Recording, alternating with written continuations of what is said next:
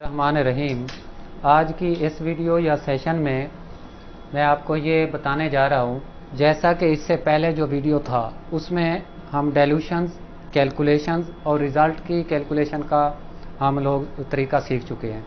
लेकिन इसमें जो है, क्योंकि जो बेसिक स्पेक्ट्रोस्कोपी का थ्योरी वाला सेशन था उसमें मैंने फर्स्ट ऑफ ऑल आपको रेडिएशन सोर्स के मुतालिक बताया था।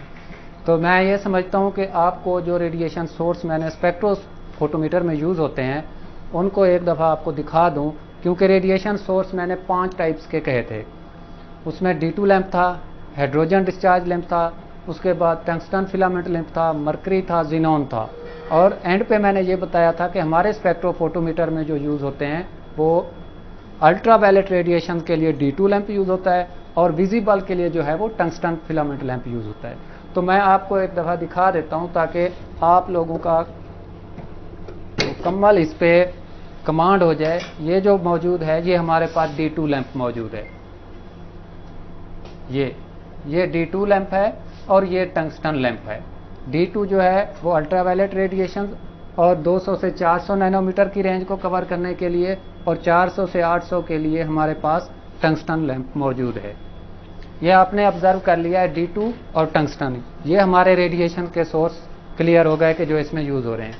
अब मैं इस मशीन को ऑन करने जा रहा हूँ। ऑन करते ही इसके सारे पैरामीटर क्रॉस चेक ये सॉफ्टवेयर करेगा, वो मैं आपको दिखा देता हूँ।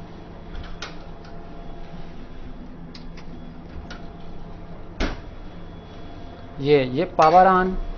इसमें आप ऑब्जर्व कर सकते हैं कि फर्स्ट वन पे D2 लैंप ऑन होगा, उसके बाद उसका क्रॉस चेक होगा। नेक्स्ट जो है, क्योंकि टंगस्टन लैंप भी हमारी रिक्वायरमेंट है, टंगस्टन लैंप ऑन होगा। तो इतनी देर में मैं एक दफ़ा फिर आपको बता देता हूँ। ये रेडिएशन सोर्स जो मैंने अभी आपको दिखा दिए हैं, उसके बाद मोनोक्रोमेटर के बाद जो बेसिक स्पेक्ट्रोस्कोपी में मैंने आपको रेफरेंस सेल, सैंपल सेल ये बताए थे। यहाँ से लाइट इन हो रही है और यहाँ से आउट हो रही है। इसके आगे ही डिटेक्टर का पार्ट मौजूद है और पीछे सॉफ्टवेयर में रिकॉर्डर भी मौजूद है। तो फ्लो डायग्राम इसकी ये बन गई। Radiation source, monochromator, reference, sample cell, उसके बाद आगे डिटेक्टर और हमारा रिकॉर्डर स्पेक्ट्रम बना देगा। तो अब मैं इसका सॉफ्टवेयर साथ ही कनेक्ट करवाता हूँ, UV प्रोब। ये इसका D2 लैंप भी ऑन है, टंगस्टन लैंप भी ऑन है।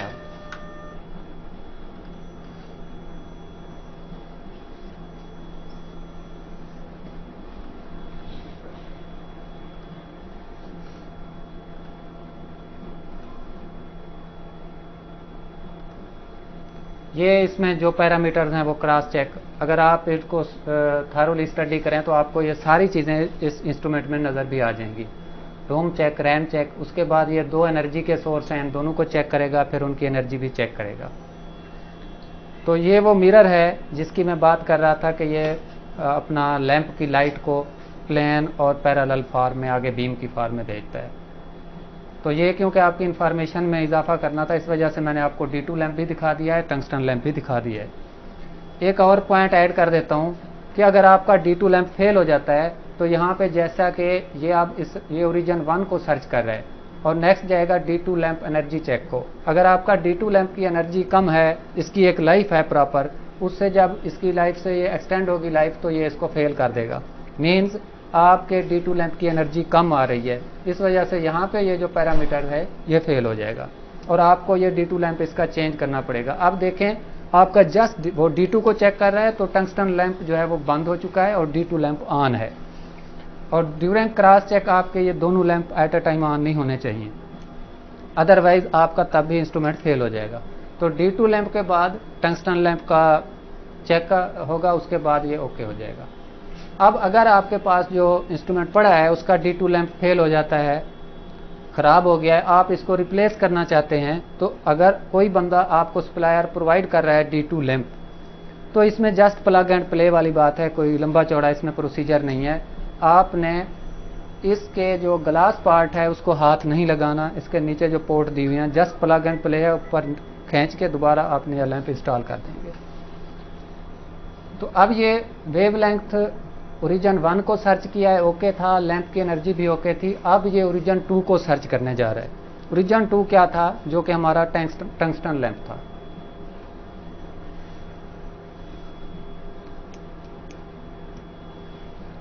अब जो ही ये ओरिजिन 2 सर्च होता है और हमारा ये पूरा क्रॉस चेक ओके होता है, तो तब मैं इसका कवर वापस लगा दूंगा। जस्ट आपकी इंफॉर्मेशन के लिए ये लैंप दिखाया है, इसको ज़्यादा देर तक देखने की ज़रूरत नहीं है। ये देखें, आपका सेकंड जो सोर्स था वो भी अब ऑन हो गया है, उसको चेक करेगा, जो कि विजिबल लाइट के लिए आपका सोर्स है। तो एक चीज़ और मैं ऐड कर देता हूँ, नेक्स्ट जो स्पेक्ट्रोस्कोपी पे हमारी नेक्स्ट जो सेशन होगा, उसमें एक तो मल्टीपल चॉइस क्वेश्चंस होंगे जो स्पेक्ट्रोस्कोपी से रिलेटेड हैं, ताकि कोई जूनियर या न्यू जो फार्मासिस्ट है वो इंटरव्यू के लिए जाता है तो स्पेक्ट्रोस्कोपी से रिलेटेड जो क्वेश्चन पूछे जाते हैं तो वो उसका कंसेप्ट क्लियर हो जाए। नेक्स्ट वीडियो में वो डिस्कस करेंगे। उसके बाद जो आखिर वाली वीडियो है वो बहुत इंपॉर्टेंट है। वो इम्पोर्टेंट इस वजह से है, उसमें हम इसका कैलिब्रेशन चेक करेंगे कि आया जो हमारा इंस्ट्रूमेंट चल रहा है वो अपने सारे parameters with in range perform कर रहा है, या कहीं हमें रिजल्ट में कोई ऑथेंटिसिटी का इशू तो नहीं है। तो अब ये इसने सारे क्रॉस चेक, सारे जो इसके पैरामीटर्स हैं ओके कर दिए हैं, तो अब मैं ओके कर देता हूँ इसको। अब ये इंस्ट्रूमेंट रेडी टू यूज़ है। मैं कवर दोबारा लगा देता हूँ क्योंकि जो D2 लैंप की रेडिएशन हैं वो हार्मफुल हैं आइज़ के लिए। तो इसमें जो है कनेक्ट हो गया है, पहले डिस्कनेक्ट की ऑप्शन आ रही थी। अब जो दो शॉर्टकट जो हम इस सॉफ्टवेयर को प्रिंट लिए बगैर, रिकॉर्ड को सेव किए बगैर चेक करते हैं ट्रायल को, नेक्स्ट मैं जाता हूं आपको ये सॉफ्टवेयर के थ्रू कैसे हम इस स्पेक्ट्रोफोटोमीटर को हैंडल करते हैं। उससे पहले मेरी एक गुजारिश है आप लोगों से कि जो फार्मासिस्ट है या केमिस्ट है या एनालिस्ट है या किसी QC लैब में काम कर रहा है या काम करने की तरफ जा रहा है या किसी इंटरव्यू की तरफ जा रहा है या फार्मेसी अभी कर रहा है, फाइनल होने वाली है, तो अगर उसके पास ये वाला वीडियो पहुंचता है तो उसको चाहिए कि इस चैनल को, जो कि फार्मा सोल्यूशन पाकिस्तान के नाम से अगर आप YouTube पे सर्च करेंगे तो आपको इजीली मिल जाएगा, इसको लाजमी सब्सक्राइब भी कर ले और उन लोगों को शेयर भी कर दे जो इस फील्ड से रिलेटेड हैं, ताकि एक सदका जारिया है, आगे तक ये बढ़ता रहे। तो नेक्स्ट जो है ना, इसमें हम यहीं पे नहीं रुकेंगे, स्पेक्ट्रोफोटोमीटर QC तक नहीं महदूद रहेंगे, प्रोडक्शन से भी रिलेटेड जो चीज़ें होंगी कोशिश करेंगे और QA से भी, क्योंकि किसी भी फार्मा के अंदर फार्मासिस्ट जो होता है वो QC लैब में भी काम कर सकता है, उसके बाद प्रोडक्शन में भी काम कर सकता है और QA में भी अच्छी तरह काम कर सकता है। उसके पास तीनों ऑप्शंस हैं। तो अगर किसी इस तरह के रिलेटेड पर्सन के पास ये वीडियो या ये लिंक या ये चैनल का वो पहुंचता है तो उसको आगे फॉरवर्ड करें और सब्सक्राइब करना उसके लिए ज़रूरी है, ताकि ये नॉलेज आगे डिलीवर होता रहे।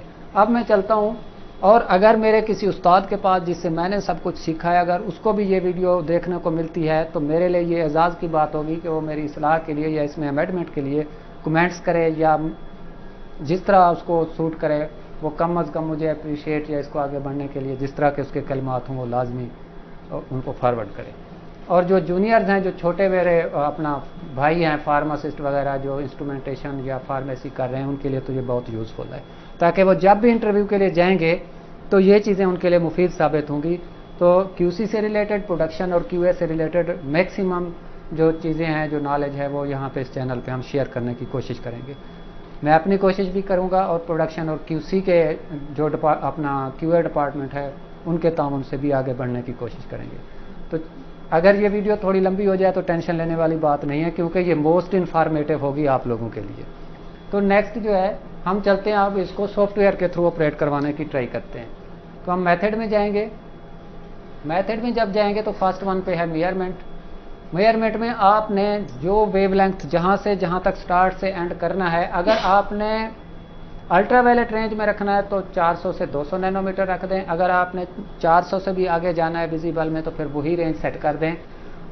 स्कैन स्पीड इसकी उसी तरह फास्ट रहेगी, ऑटो। और ये जो आपको नज़र आ रहा है फोल्डर फाइल नेम जो आपको नज़र आ रही है, ये आपने जहाँ पे रिज़ल्ट सेव करवाना है, ये वो वाला ऑप्शन है आपके पास।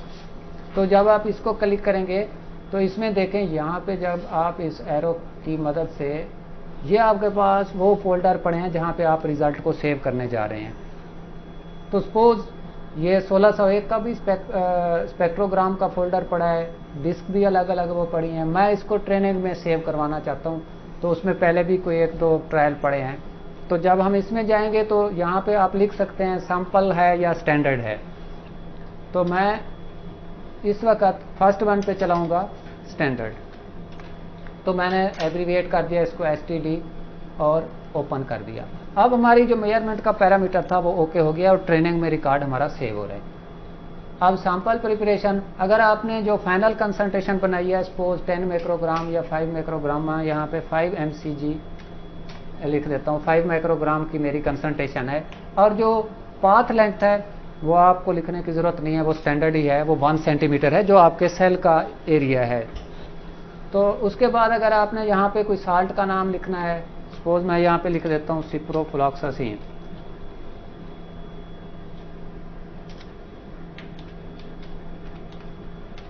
सिप्रोफ्लॉक्सासिन वो मैंने मेंशन कर दिया है। अब सैंपल प्रिपरेशन के बाद हम जाते हैं इंस्ट्रूमेंट पैरामीटर्स में। हम अब्जॉर्बेंस ही चेक करवाना चाह रहे हैं तो हम अब्जॉर्बेंस को ही ओके रखेंगे, और उसके बाद अटैचमेंट में मैं कुछ भी नहीं करवाना चाह रहा। तो अगर आप इसको जब ओके करेंगे तो ये आपका मेथड अब सेट हो गया है, आपके क्रोमेटोग्राम की इंफॉर्मेशन भी सेट हो गई है। अगर इसमें आप एनालिस्ट का नाम लिखना चाहते हैं तो जब आपकी ये वाली विंडो खुली थी उससे आगे एक ऑप्शन है, वहां पे आप एनालिस्ट का नाम लिख सकते हैं। तो अब मेथड हमने सेट कर दिया है। उसी तरह हम लोग जाएंगे बेस लाइन पे।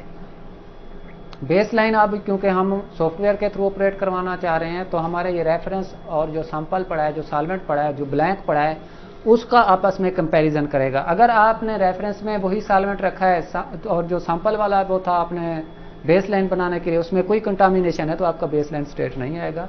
तो अब चलाते हैं बेस लाइन। एक बार दोबारा ये पूछेगा कि क्या आपने 400 से उसी रेंज में स्कैन करवाना है जी, तो आप इसको ओके कर दें। अब ये आपकी बेस लाइन को स्कैन कर रहा है। तो ये हम जो टेस्ट करने जा रहे हैं, ये हम सिप्रोफ्लॉक्सासिन टैबलेट का टेस्ट करने जा रहे हैं। तो सिप्रोफ्लॉक्सासिन टैबलेट जो स्पेक्ट्रो पे हम टेस्ट करते हैं, उसमें सॉल्वेंट जो यूज़ करते हैं वो 0.1 नॉर्मल HCl था, जो कि हमारे इस बीकर में मौजूद है, जिससे मैंने blank as a blank use किया है। तो सिप्रोफ्लॉक्सासिन में मैंने दोनों चीज़ें एक जैसी उसमें ली हैं। 100 mg लिया है, 116 mg लिया है स्टैंडर्ड, और 100 mg के इक्वल लिया है टैबलेट का वेट। टैबलेट का वेट कैसे लेते हैं मैं अभी आपको एक टैबलेट दिखा देता हूँ। तो जब तक ये इसका बेस लाइन, ये देखें बेस लाइन इसका स्ट्रेट ही आ रहा है, क्योंकि जो आपका रेफरेंस सेल में सॉल्वेंट पड़ा है वही आपका सैंपल सेल में पड़ा है, दोनों का आपस में कोई फर्क नहीं है। इस वजह से आपकी कोई पीक नहीं आ रही, बेस लाइन स्ट्रेट आ रही है। अब डाइल्यूशन वाली जो वीडियो थी उसका पार्ट 1 और 2 में, उसमें मैंने आपको क्लेम को पढ़ने का बहुत ही इजी वे बताया था।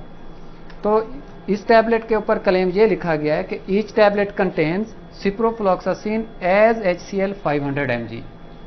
सिप्रोफ्लॉक्सासिन टैबलेट कंटेन ये tablet contain ciprofloxacin as HCl 500 mg। एक चीज़ और भी यहाँ पे ऐड कर दूं कि जो कि मैंने पहले भी एक वीडियो में मेंशन कर दिया है कि हम टेस्ट को स्टार्ट कैसे करते हैं, कि हमने स्पेक्ट्रो पे करना है, टाइट्रेशन पे करना है या HPLC पे करना है। जो टैबलेट या जो भी प्रोडक्ट्स आपको नजर आएंगी उनके ऊपर अगर टैबलेट है तो टैबलेट का क्लेम दिया हुआ होगा कि आपकी एक टैबलेट में कितने mg सिप्रोफ्लॉक्सासिन है। आपकी इस टैबलेट में मैन्युफैक्चरर ये कह रहा है कि आपकी 500 mg सिप्रोफ्लॉक्सासिन है, ना कि सिप्रोफ्लॉक्सासिन HCl मोनोहाइड्रेट का नहीं कह रहा, वो एज करके बता रहा है कि इसमें सिप्रोफ्लॉक्सासिन बेस आपका 500 mg है। तो मार्केट में जो भी आप मेडिसिन उठाएंगे उसके ऊपर क्लेम लाजमी मेंशन होगा, उसके बगैर वो मार्केट में मेडिसिन जा ही नहीं सकती। क्लेम का एक्चुअली मतलब ये है कि वो आपको बताना चाह रहा है अगर टैबलेट है तो एक टैबलेट में कितने mg वो ड्रग है, कैप्सूल है तो एक कैप्सूल में कितने mg वो ड्रग है, अगर सिरप है, लिक्विड सिरप है, तो 1 या 5 ml का क्लेम वो बताएगा कि उसमें कितने mg ड्रग है। आपका ताल्लुक टेस्टिंग के दौरान उस ड्रग से है कि सपोज आपने अब 100 mg ड्रग लेनी है सिप्रोफ्लॉक्सासिन इस टैबलेट में से, तो आप कैसे लेंगे?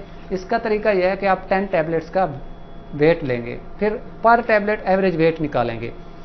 जो मैंने किया है टेस्ट, इसमें 10 टैबलेट्स का जो वेट करने के बाद एवरेज वेट लिया है तो वो 730 mg बना है। मेरे कहने का मतलब कि 730 mg की एक टैबलेट है एवरेज वेट इसका, और 730 में 500 mg हमारा सिप्रोफ्लॉक्सासिन है। एक बार रिवाइज कर देता हूँ, सिप्रोफ्लॉक्सासिन HCl मोनोहाइड्रेट वो नहीं कह रहा, सिप्रोफ्लॉक्सासिन बेस कह रहा है। तो एक टैबलेट में 500 mg सिप्रोफ्लॉक्सासिन, और एक टैबलेट का एवरेज वेट 730 mg। लेकिन मैं लेना चाह रहा हूँ 100 mg के इक्वल, मैं लेना चाह रहा हूँ 100 mg सिप्रोफ्लॉक्सासिन के इक्वल वेट, तो वो वेट बनता है 146 mg। तो मैंने 146 mg 10 टैबलेट्स का वेट किया, उनके बाद इनको ब्लिस्टर से निकाला, ग्राइंड किया, उस पाउडर का 146 mg वेट लिया जो कि 100 mg के इक्वल है। उसको फिर उसी तरह मैंने ट्रीट किया जैसे मैंने स्टैंडर्ड को किया, 100 mg लेके 100 ml में डिज़ोल्व किया, फिर 1 ml लेके उसको 100 ml में डिज़ोल्व किया। ये आपकी 10 माइक्रोग्राम की कंसंट्रेशन बनती है। वही टेस्ट आपके सामने रन किया जा रहा है। मैं मजीद आपकी इंफॉर्मेशन में इजाफा कर देता हूँ, कहीं भी आप कोई भी टैबलेट देख लें तो उसके ऊपर क्लेम मस्ट होगा। जिस तरह ये हमारे पास एक टैबलेट है, each film coated tablet contains risperidone 2 mg, risperidone 2 mg। It means के हम 10 टैबलेट का एवरेज वेट निकालेंगे, पर टैबलेट जो एवरेज वेट आएगा उस वेट में इसका 2 mg रिस्पेरिडोन है। ये प्लेन साल्ट है, इसमें कोई एज का चक्कर नहीं है। इसका जितना वेट हम स्टैंडर्ड का लेंगे उतना ही सैंपल का लेंगे। लेकिन सिप्रो का जो स्टैंडर्ड और सैंपल के वेट में जो फर्क या जो कैलकुलेट करने का मेथड है वो मैं आपको व्हाइट बोर्ड पे इसी के साथ इसी का पार्ट बना के वीडियो का दिखा दूंगा। अब इसी तरह सपोज ये आप ये प्रोडक्ट देख लें, इसमें बेंजोइल मेट्रोनिडाजोल है, लेकिन क्लेम जो है इनका वो है each 5 ml suspension contain benzyl metronidazole equivalent to 200 mg metronidazole. इसमें वो मेट्रोनिडाजोल बेस नहीं डाल रहा, पूरा एक कंपाउंड डाल रहा है, उस कंपाउंड का नाम मेंशन कर रहा है। वो आपको बताना चाह रहा है कि 5 ml आप लेंगे तो उसमें इतने mg होगा। इसी तरह आप अगर साल्ब्यूटामोल को देख लें तो इसमें each 5 ml contain salbutamol as sulphate BP, वो ग्रेड भी साथ बता रहा है 2 mg। तो जैसा कि मैं क्रीम की एग्जांपल भी आपको दे देता हूँ, वहाँ पे ml नहीं होगा, वहाँ पे ईच टैबलेट या कैप्सूल नहीं होगा, वहाँ पे ग्राम का दिया हुआ होगा कि ईच ग्राम कंटेन्स, जैसा कि ये देख लें, ईच ग्राम कंटेन्स परमेथ्रिन 50 mg। ब्रैकेट में लिखा हुआ है 5% वेट बाई वॉल्यूम।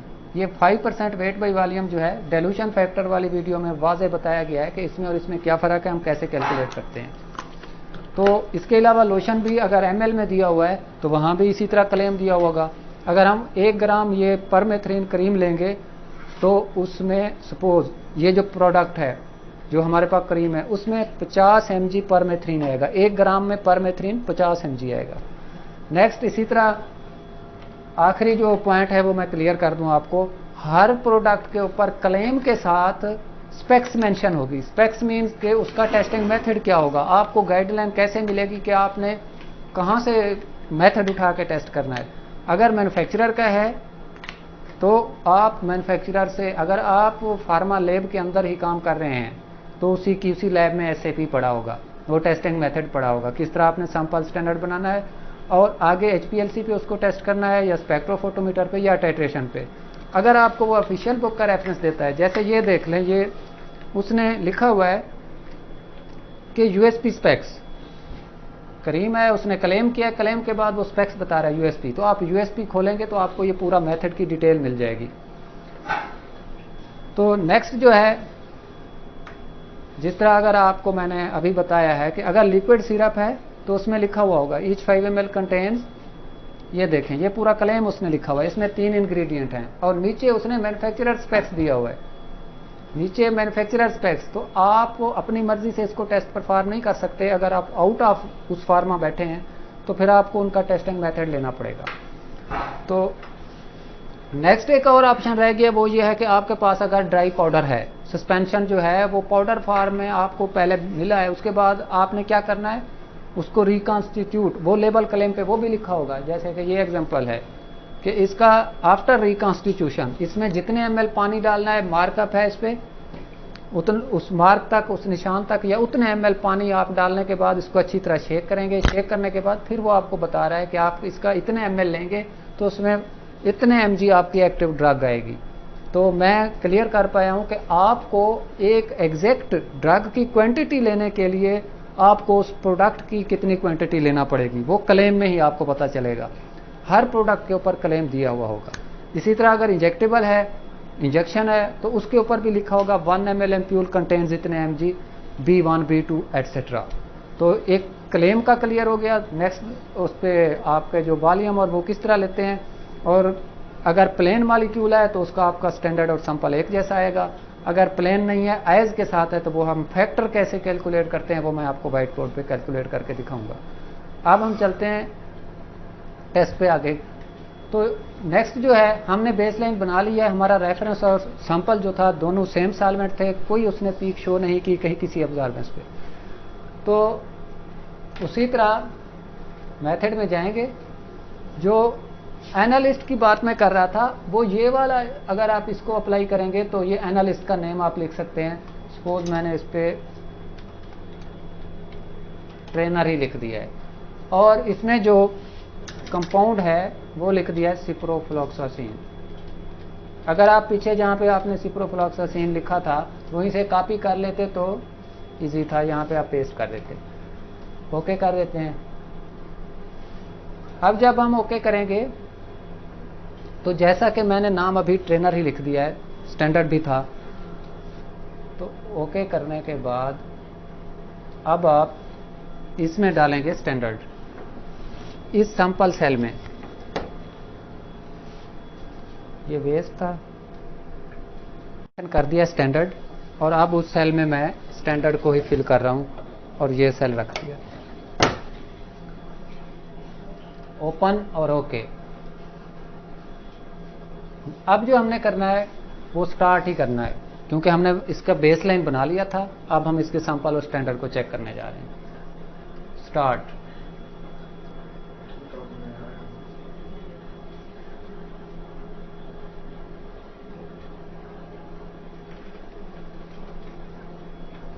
अब देखें, जो हमारा ब्लैंक था, जो सॉल्वेंट था, क्योंकि दोनों में सेम सॉल्वेंट पड़ा था तो बेस लाइन जो थी वो स्ट्रेट गई है।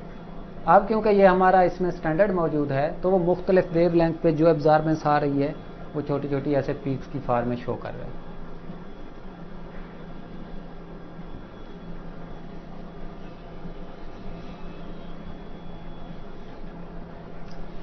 जो स्टैंडर्ड था उसको उसने कंप्लीट स्कैन कर लिया है। अब हमारे पास ये स्पेक्ट्रम आ गया इसका।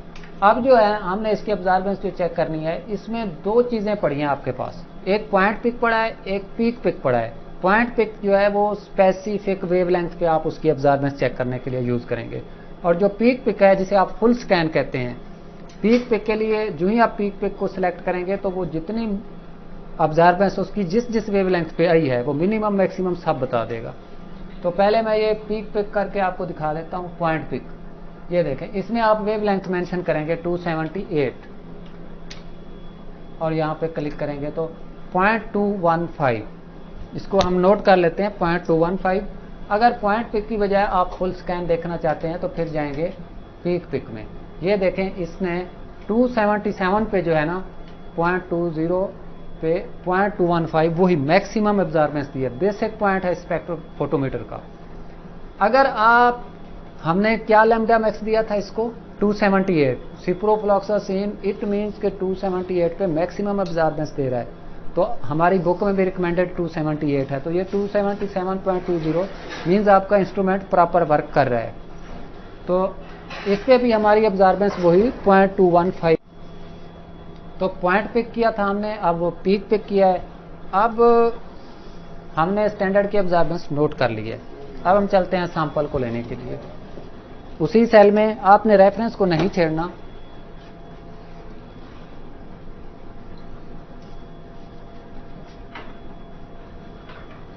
हम सैंपल की तरफ ही जाते हैं दोबारा।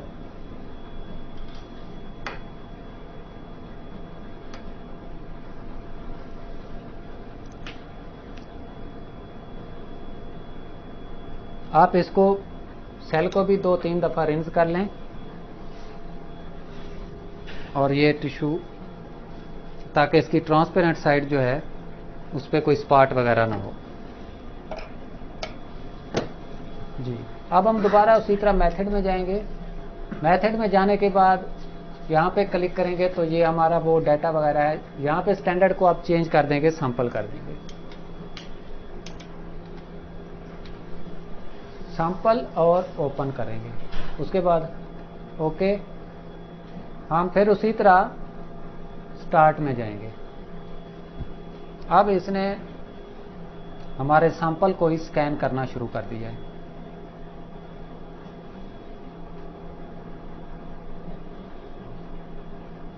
ये एक अलग कलर की जो है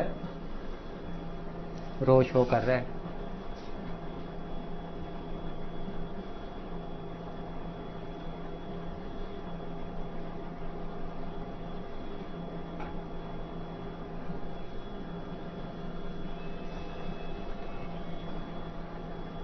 जी, अब इसका ये स्कैन कंप्लीट हो गया है। उसी तरह हम पॉइंट पिक पे जाएंगे, और क्योंकि हमें इसकी वेवलेंथ का पता है, हम इसका फुल स्कैन नहीं लेना चाह रहे, तो 278 पे और यहाँ पे क्लिक करेंगे तो 0.209, जो स्टैंडर्ड था 0.205 और जो सैंपल है वो 0.209 है। अब एक ऑप्शन और है कि अगर आप दोनों स्पेक्ट्रम को साथ साथ देखना चाहते हैं, या एक ही उसके ऊपर नीचे देखना चाहते हैं एक ही प्रिंट में, या आप अलग से सिंगल देखना चाहते हैं, सिंगल के लिए ये आपका एक्टिव करना पड़ेगा।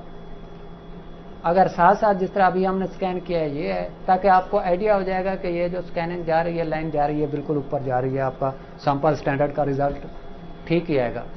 और अगर आप एक ही पेज पे तीनों स्पेक्ट्रम को देखना चाहते हैं तो फिर आपको ये स्टैक वाली ये ऑप्शन करना पड़ेगी। अब आपके पास ये प्रिंट की ऑप्शन और यहाँ पे सेव की ऑप्शन। अगर आप यहाँ पे सेव करवाएंगे तो आपका ट्रेनिंग वाले सेशन में ये क्रोमेटोग्राम सेव पड़ा रहेगा। सेव नहीं करवाएंगे तो फिर आपका ये सेव नहीं होगा। अब अगर आप डाटा देखना चाहते हैं तो आप ओपन इस विंडो में जाएंगे, तो इसमें आप सर्च करेंगे कि आपने जो ट्रेनिंग नाम का वो रखा था,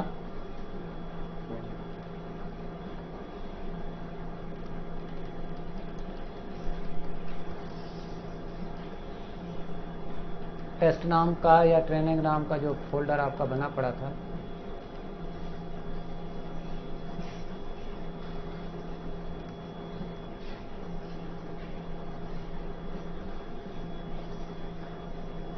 ये क्योंकि देखें हमने सेव नहीं करवाया इस क्रोमेटोग्राम को, तो आपके पास अभी ये सेव नहीं हुआ। अगर आप सेव करवाएंगे तो आपको ये उस फार्म में मिल जाएगा।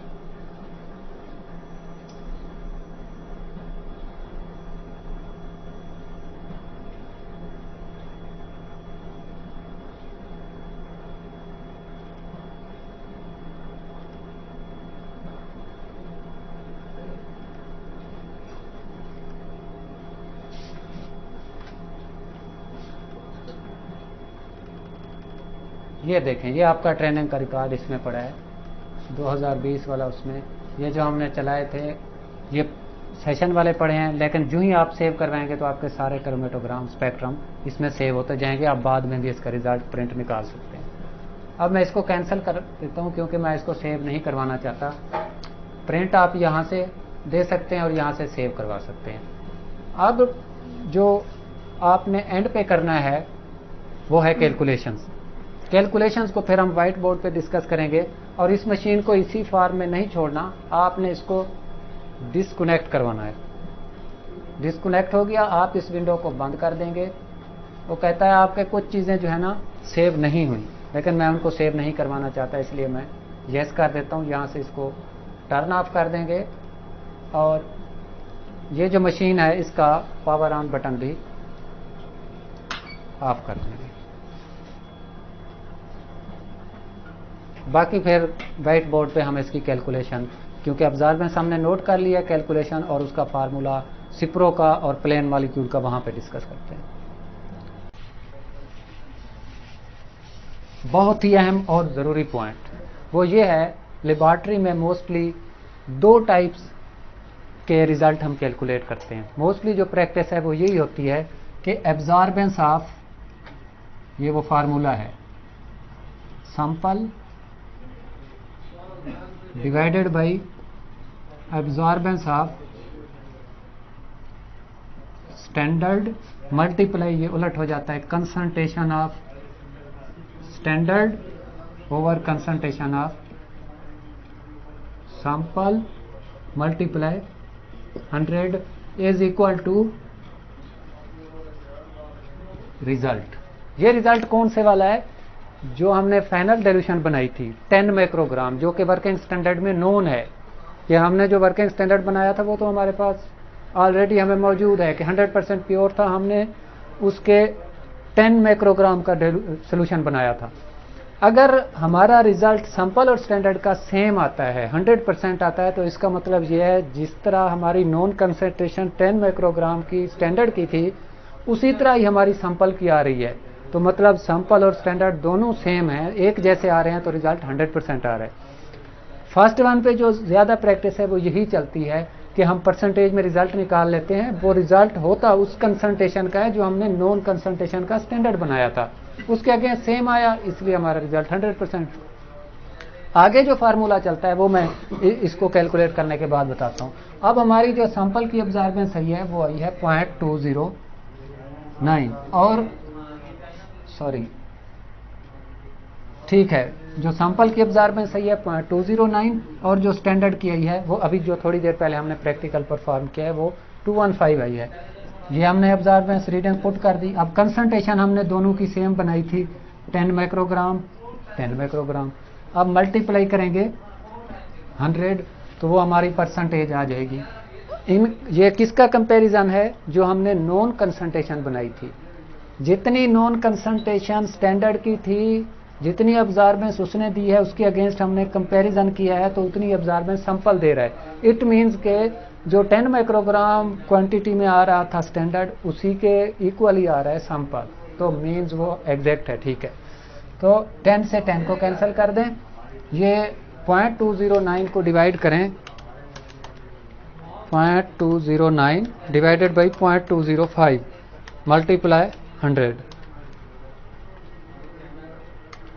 0.209 डिवाइडेड बाई 0.215 है, 0.209 डिवाइडेड बाई 0.215 मल्टीप्लाई 100, 97.20%।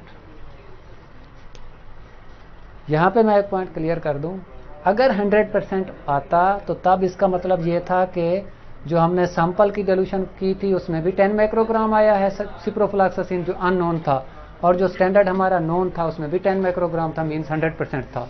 अब 100% नहीं आया हमारा सैंपल आया है 97.2।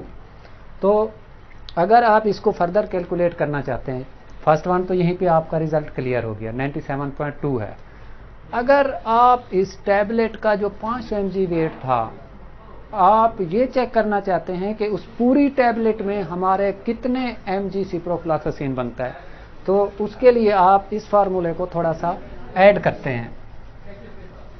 क्या करेंगे कि जो एवरेज वेट था टैबलेट का वो था 730 mg, और उसके बाद जो आपने वेट लिया है टेकन वेट वो कितना था, हमने 146 लिया है, तो 146 पूरी टैबलेट का वेट 730 mg जिसमें 500 mg था, हमने उसमें 100 के इक्वल लिया था 146 mg, और उसके बाद मल्टीप्लाई 100। पहले ये 100 यहाँ पे मौजूद था, अब हमने ये दो जो पाउडर था और एवरेज वेट था उसको डाल दिया है। अब ये हमें ये बताएगा कि जो 500 mg की टैबलेट थी उसमें कितने mg ड्रग आ रही है। तो इसको फर्दर हम मल्टीप्लाई करेंगे, जो हमारा रिजल्ट यहाँ तक बना है, मल्टीप्लाई 730 डिवाइडेड बाय 146 मल्टीप्लाई 100, तो ये आपका 486 बन रहा है, 486।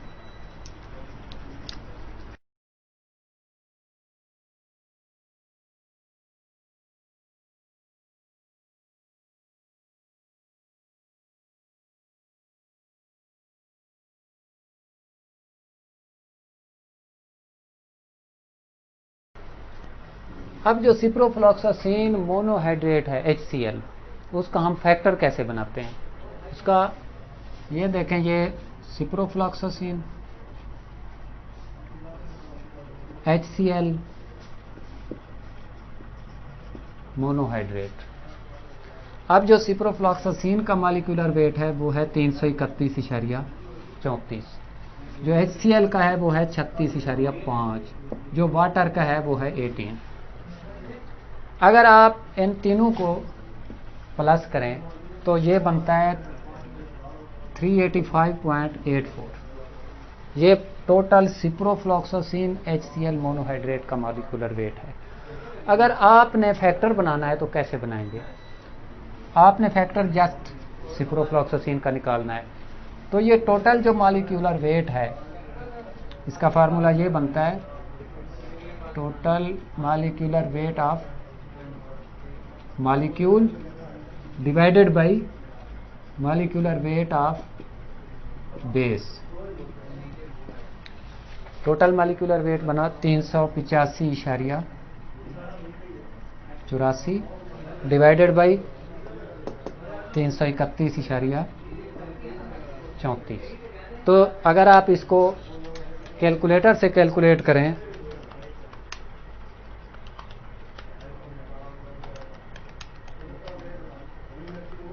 तो ये फैक्टर आपका बन रहा है 1.164, जो कि यूज हो रहा है फार्मा के अंदर, इंडस्ट्री के अंदर, इज इक्वल टू 1.1644।